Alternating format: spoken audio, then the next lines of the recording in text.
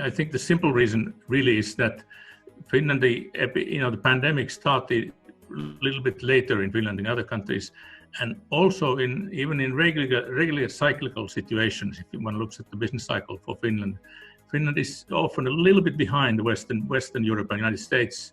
The cycle is not fully coincident, and what happens is the starting situation was still a situation where the order books of Finnish companies were basically full in very many cases, and so Finland started in a reasonably good situation. Right now, I think we are clearly going into a recession.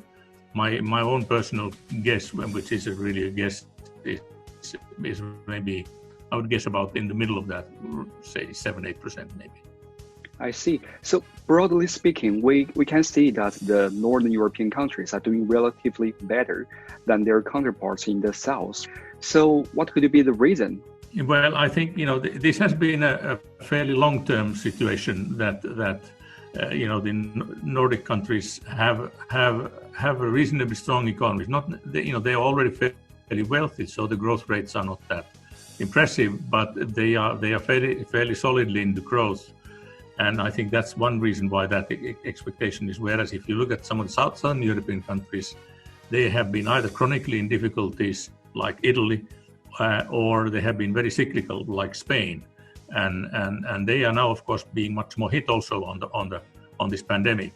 So do you think this kind of the difference of economic performance will increase the gap, increase the divide, and then we'll have lead to some crisis in the Eurozone? I think it's too early to predict any crisis, but clearly that is the case. But this is I think typical when we had the financial crisis a little over 10 years ago, then it was the same story, that the Southern European countries were in difficulties and needed help from the northern countries.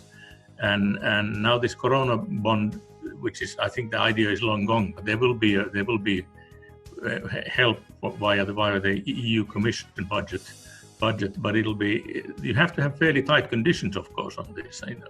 Northern Europe is providing the funds for this fund. I think largely providing the funds for the EU Commission, and then the recipients are largely the Southern European countries, and you can't give aid without conditions, because then you'll just be wasting your money.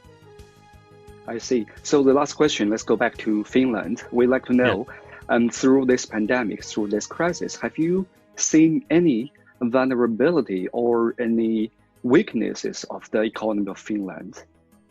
It's too early to tell, but obviously there are various sectors claiming, saying that they are in difficulties and so forth. But that is also partly lobbying, so it is hard to say how real it is. But surely the situation is difficult.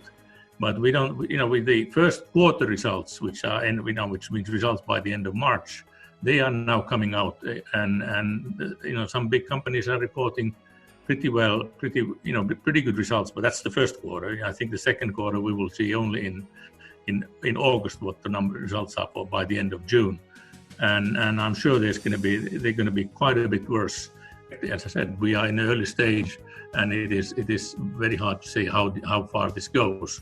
Finland is an open economy. We sell, exports are a big part of the economy, and our faith depends also on what happens to the rest of the European countries and even further.